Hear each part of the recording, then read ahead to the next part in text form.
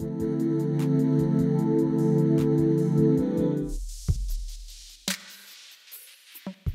patientes que je rencontre pour discuter d'une réduction mammaire, elles me parlent souvent des mêmes gènes, des mêmes handicaps et parfois des mêmes souffrances.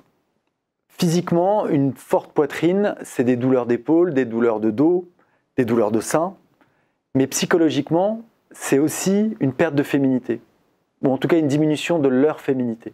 Elles ont raison de l'envisager parce que les techniques actuelles de réduction mammaire changent la vie.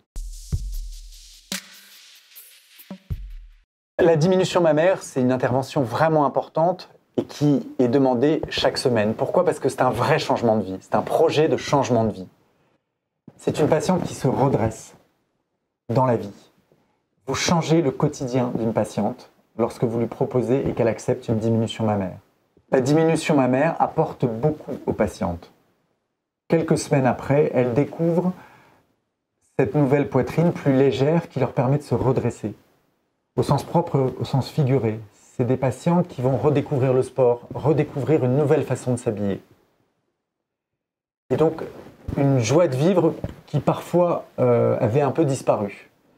Elles se regardent différemment, elles s'habillent différemment, elles pratiquent de nouvelles activités qui leur étaient interdites. Et souvent, les douleurs de cou, de dos et de sein ont disparu, définitivement.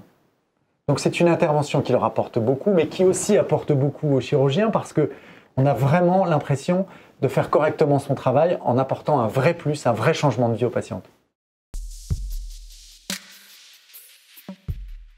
Après la discussion qu'on a eue avec la patiente, où je l'ai écoutée, elle m'a écouté, vient le temps de l'examen.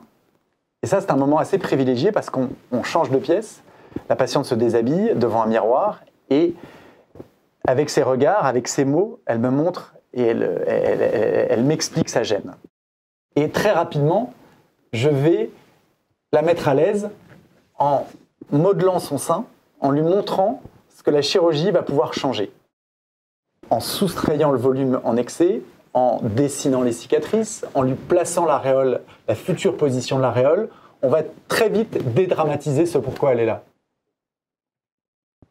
Et ensemble, on va projeter ce sein que l'on va réduire et c'est déjà un vrai projet pour la patiente.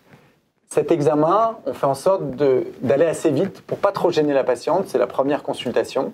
On vient compléter l'information, on remet des explications écrites, un devis, de l'intervention, on rappelle les prochaines étapes, une autre consultation d'explication, un temps opératoire, un temps d'hospitalisation, des suites, avec souvent un arrêt de travail, un arrêt du sport, quelques douleurs, des complications possibles. Tout cela est bien expliqué à l'oral et à l'écrit. Il y aura une première consultation à 8 jours, il y aura une deuxième à 1 mois, puis 3 mois, puis 6 mois, puis 1 an. Il y a un vrai suivi parce que la cicatrisation, c'est un phénomène évolutif qui va se dérouler sur 1 an.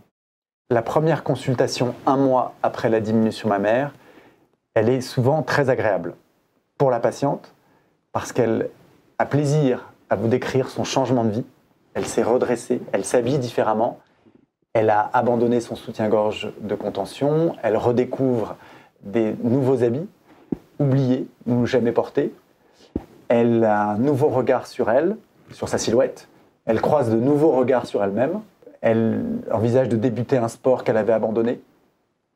Elle est plus à l'aise au quotidien. C'est une consultation qui est aussi très agréable pour le chirurgien parce que ce que vous renvoie la patiente, c'est une bonne décision prise. Un vrai changement de vie. Et d'ailleurs, une remarque qu'elles vous font souvent, c'est « Pourquoi, docteur, ne l'ai-je pas faite plus tôt ?» Tout d'abord, la diminution mammaire, elle peut se faire dès la fin de la croissance. Il n'y a pas de limite d'âge. Si les patientes sont en bonne santé, quel que soit l'âge, on va pouvoir leur proposer une diminution mammaire. On peut tout à fait réaliser une diminution mammaire avant une grossesse ou avant des projets d'allaitement. On choisira des techniques qui maintiendront la capacité d'allaitement, au même titre qu'une grossesse peut s'envisager entre 6 mois et 1 an après une diminution mammaire. Même si les patientes sont motivées et très demandeuses, il n'y a jamais d'urgence à réaliser cette intervention. Il est important qu'elles en aient bien compris le déroulement, mais aussi qu'elles s'y préparent le mieux possible, c'est-à-dire corriger une obésité, arrêter une consommation de tabac, avoir le meilleur état de santé possible.